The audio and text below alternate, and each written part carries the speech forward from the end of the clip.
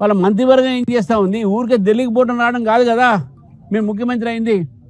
రైతు గోస కూడా మీరు పట్టించుకోవాలి. ఈరోజు రైతులతో మేము మాట్లాడాము. ఇక్కడ ఉన్నటువంటి ఒక రైతుల ఒక సమస్యకు భారతీయ జనతా పార్టీ బృందం ఇక్కడ రావడం జరిగింది. ఈ సందర్భంగా వచ్చిన పత్రికా విలేకరులకు, ఎలక్ట్రానిక్ ప్రింట్ మీడియా వారికి నేను ప్రత్యేకమైనటువంటి ఒక ధన్యవాదాలు తెలుపుతా ఉన్నాను.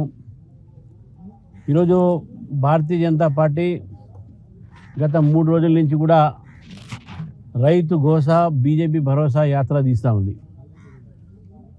వికారాబాద్ జిల్లాలో కులకచర్లో మొదలుపెట్టినటువంటి ఒక యాత్ర ఈరోజు నిర్మల్ జిల్లాలో సారంగపూర్లో మహేశ్వర్ రెడ్డి గారి, మా ఫ్లోర్ లీడర్ గారి యొక్క ఆధ్వర్యంలో మా ఎంపీలు, ఎమ్మెల్సీలు, ఎమ్మెల్యేలు అందరూ కూడా దాంట్లో పాల్గొనడం జరిగింది. ఒక నల్గొండ జిల్లా రాష్ట్రంలోనే అతిపెద్ద వరి పంట చేసిన జిల్లా, అతి పెద్ద కేంద్రాలు కూడా ఇక్కడే ఉన్నాయి. ఐకేపీ కేంద్రాలతో పాటు మార్కెట్ యార్డ్స్ ఇవన్నీ కూడా ఉన్నాయి. పెద్ద ఎత్తున వరి కొనుగోలుకు ఇక్కడ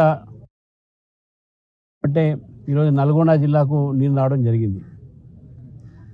ఈ యొక్క ప్రభుత్వంకు గత సంవత్సరం ఒక అనుభవం ఉన్నది. మరి ఆ అనుభవము కనీసము ఈ యొక్క సంవత్సరం, ఈ ఏడాది ఆ అనుభవంతో పోయినసారి జరిగినటువంటి ఒక లోటుపాట్లు కానీ, పోయినసారి జరిగినటువంటి ఒక నిర్లక్ష్యం కానీ ఈసారి జరిగేది లేకుండే.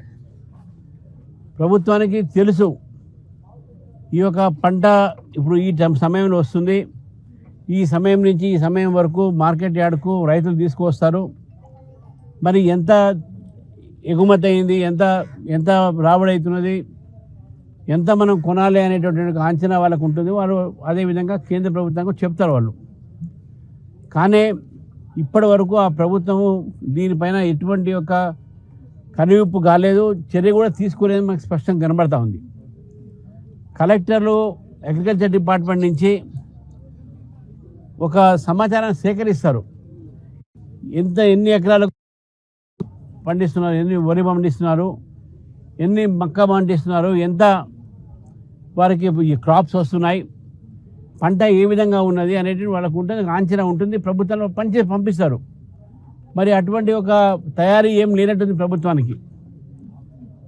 ఏడాది నుంచి తయారీ పెట్టుకోవాలి, రైస్ మిల్లర్స్తో మాట్లాడాలి, లారీలు మాట్లాడాలి, ఐకేపీ సెంటర్ దగ్గర కాంటాలు ఏర్పాటు చేయాలి, రైతులకు బోరీలు ఇవ్వాలి, దబ్బడము సుతులి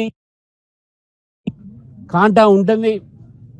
మరి చాలా బాధాకరమైన విషయం ఏంటంటే 45 రోజుల నుంచి రైతు ఇక్కడ కూర్చున్న పాపం నుంచి వారి యొక్క ఏదైతే ధాన్యం పండించిన కుప్పలన్నీ కూడా ఇక్కడ పెట్టున్నాయి.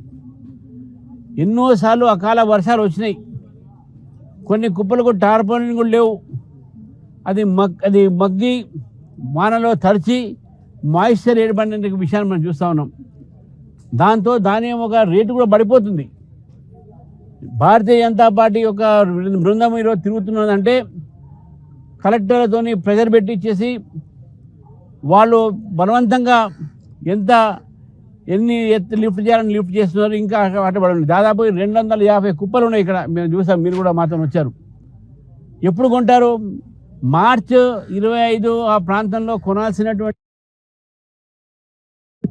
ఈరోజు వీళ్ళు కొనుగోలు ఎప్పటి నుంచి స్టార్ట్ చేసిన 25 ఏప్రిల్ నుంచి స్టార్ట్ చేశారు. అంటే ఒక నెల ఆలస్యం చేశారు. ఇది మొట్టమొదటి పొరపాటు యొక్క ప్రభుత్వాన్ని.